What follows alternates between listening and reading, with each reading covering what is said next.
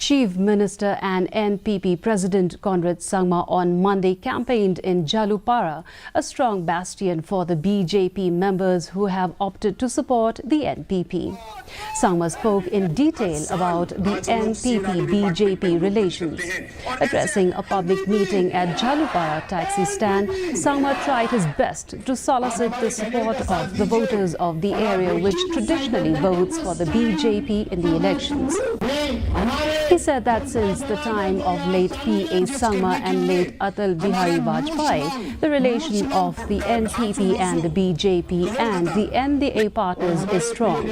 Stating that moving forward in the relationship with trust, he said the NDA partners never compromise for the country.